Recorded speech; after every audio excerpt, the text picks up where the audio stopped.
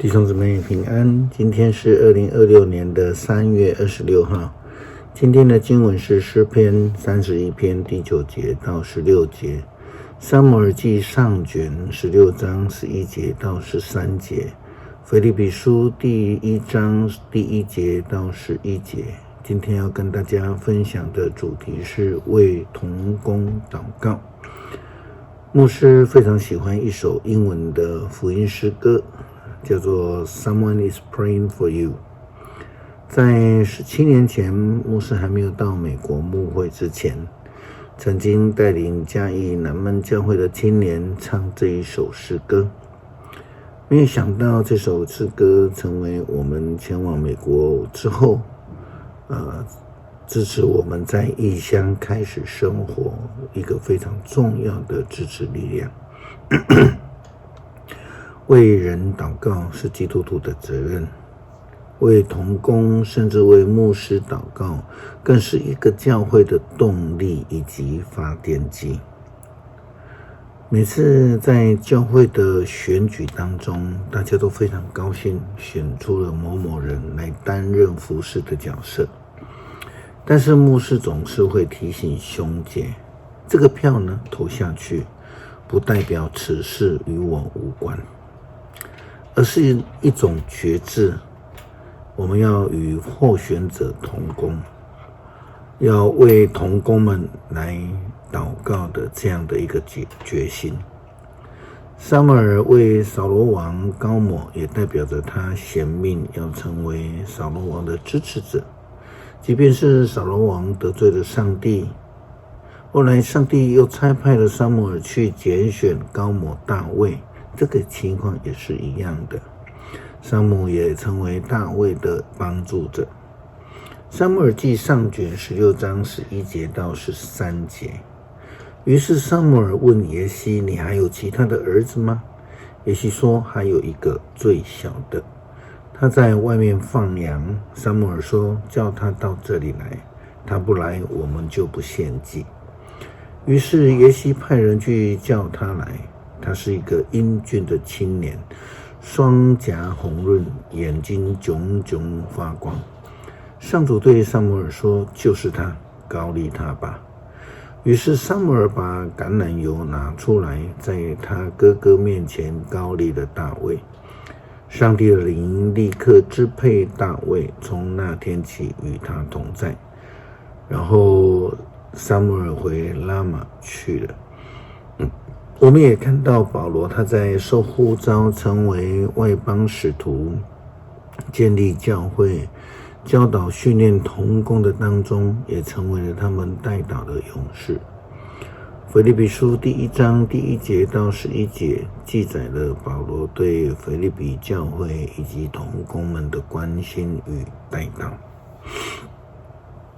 我保罗和提摩太是基督耶稣的仆人，我们写信给所有住在腓立比的上帝的子民，就是属于基督耶稣的信徒以及教会领袖和助手们。愿我们的父上帝和主耶稣基督赐恩典平安给你们。每逢想到你们，我就感谢我的上帝，每次为你们大家祷告都怀着喜乐的心，因为从开始的那一天到现在，你们在传福音的工作上一直都协助我。我深信那位在你们当中开始了这美好工作的上帝，一定会继续这工作，在基督耶稣再来的日子完成它。你们大家常常在我心里，我想念你们大家是当然的。因为无论我现在在狱中，或是从前自由的在为福音辩护和作证的时候，你们大家都分享了上帝所赐给我的特权。上帝知道，我说我用基督耶稣的爱心深切的思念你们，这话是实在的。我为你们祷告的是，你们的爱心会不断的跟真知识和判断力一起增长，使你们能够选择那最好的，这样在基督再来的日子，你们会纯洁无可指责，你们的生活会充满着凭借耶稣基督才有的仁义果子，在荣耀赞美上帝。非常有名的布道家是布真牧师，他提到，他是因为教会里有一群人都在迫切的为他祷告，这是他们教会的发电机。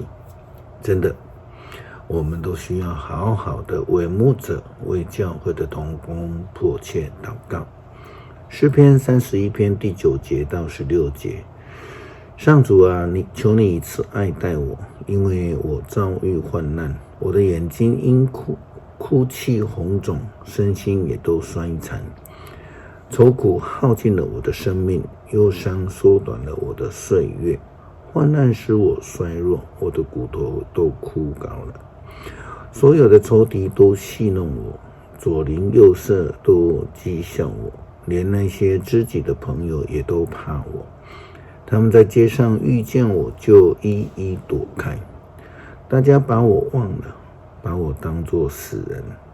我像被丢弃的废物，我听见了许多仇敌在窃窃私语，周围充满着恐怖，他们阴谋陷害我，要夺走我的生命。然而上主啊，我信靠你，你是我的上帝，我永远在你的看顾中。求你救我脱离仇敌和迫害我的人，求你用慈爱待你的仆人，你有不变的爱，求你救我。求主帮助我们成为代祷者，支持教会的事工，更要成为教会同工的代祷勇士。求主帮助我们成为教会发展的发电机、动力。祷告奉主耶稣基督圣名求，阿们。